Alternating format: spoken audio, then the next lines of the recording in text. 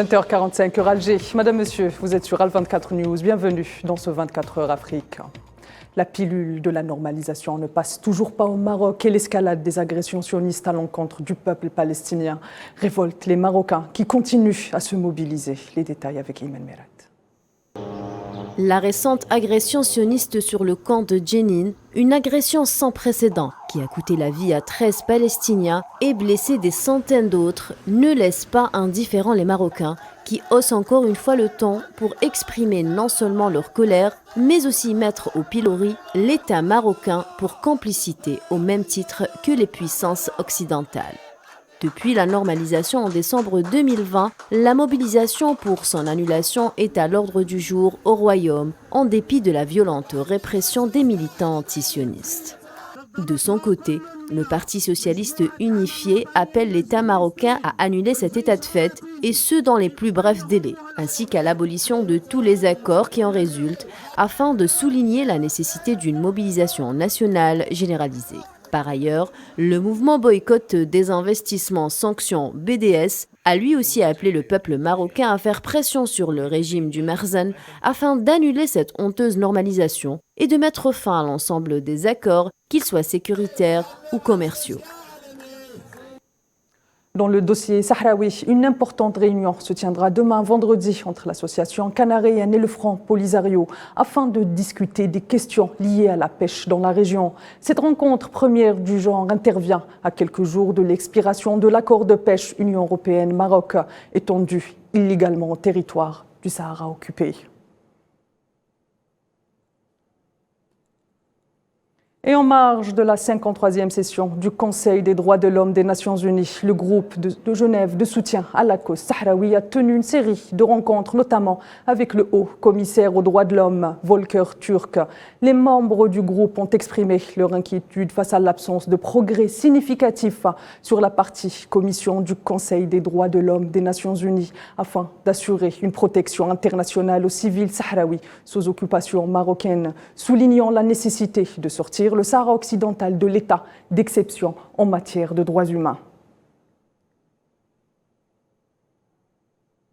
Aucune nouvelle feuille de route ne sera proposée par le représentant spécial des Nations Unies pour la Libye, Abdoulaye Bathily, dans le cadre des prochaines élections dans le pays, affirme les Menoul, mettant ainsi fin à plusieurs rumeurs reliées par les médias. La mission qualifie ce qui a été relié par les médias à cet égard de fausses informations, avant d'ajouter que cela fait partie des campagnes de désinformation en cours pour tromper les Libyens et les détourner leur attention de leurs droits. Au Burkina Faso, une nouvelle attaque terroriste perpétrée mercredi a fait quinzaine de morts dans l'est du pays. Les autorités locales ont également fait état d'un départ massif des habitants de la région en raison de la recrudescence des attaques terroristes. De leur côté, les autorités sécuritaires kenyanes ont annoncé avoir neutralisé et mis hors d'état de nuire 20 terroristes appartenant à l'organisation d'Al-Shabaab après qu'ils aient mené une attaque contre des policiers dans le comté de Mandera, région frontalière avec la Somalie. Par ailleurs, les autorités kenyanes ont aussi annoncé le report de la réouverture de la frontière commune avec la Somalie en raison de la recrudescence des attaques terroristes d'Al-Shabaab. Et la situation reste aussi tendue au Soudan. Les affrontements font toujours rage entre les deux parties belligérantes, notamment dans le Kordofan du Nord. Omdurman et Khartoum ont également connu de nouvelles journées d'affrontements.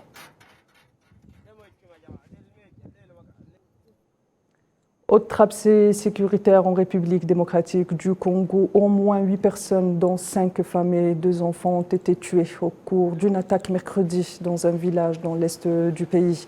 La presse quinoise a attribué cette nouvelle attaque au groupe du M23. République démocratique du Congo, toujours où le président sud-africain effectue une visite d'État de 2 jours depuis hier, avec au menu de la discussion, la sécurité et les échanges bilatéraux. Des thèmes abordés notamment lors du tête-à-tête entre Ramaphosa et Félix Tshisekedi.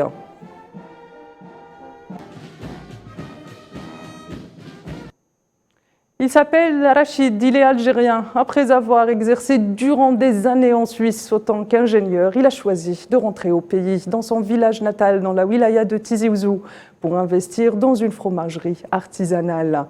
Cette success story nous est racontée par Souhila Akilal. Avec des gestes précis et un fin palais propre au maître fromager des pays alpins, Rachid Ibersienne prend soin de ses meules et s'enquiert de leur état de maturation. Il reste encore une semaine. Cet ancien ingénieur de 57 ans est rentré de Suisse, où sa passion fromagère est née, pour se convertir en producteur artisanal dans le village qu'il a vu naître.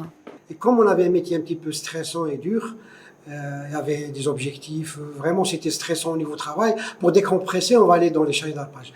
Et quand j'ai commencé à regarder les fromagers faire en plein montagne, la nature, j'ai commencé à m'intéresser. De plus en plus, après j'ai fait une formation, j'avais des clients fromagers.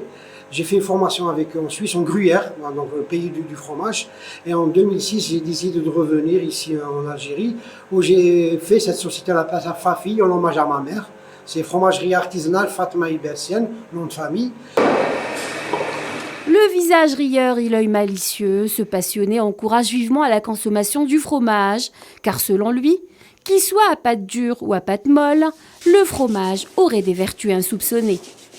Pour information, vous savez qu'il y a une hormone du bonheur dans le fromage? Bien sûr.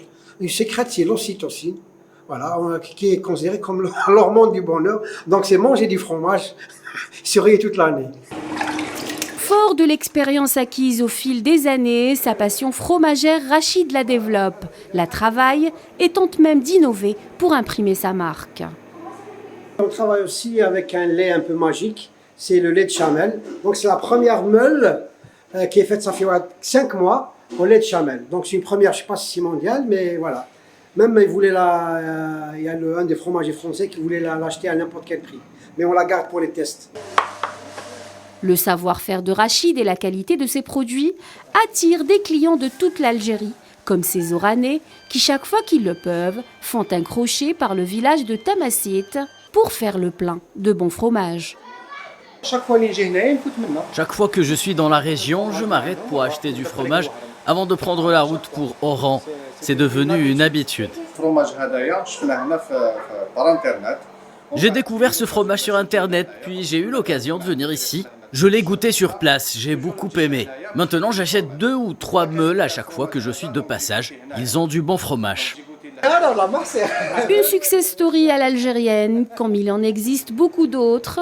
Rachid fait partie d'une longue liste d'Algériens qui, après avoir vécu longtemps à l'étranger, reviennent au pays pour y investir et mettre leur savoir-faire au service de l'Algérie. Madame, Monsieur, c'est sur cette note gourmande que s'achève ce 24 heures Afrique. Pour plus d'actualités, suivez-nous sur l'ensemble de nos plateformes digitales. Quant à moi, je vous donne rendez-vous demain à la même heure. D'ici là, prenez soin de vous.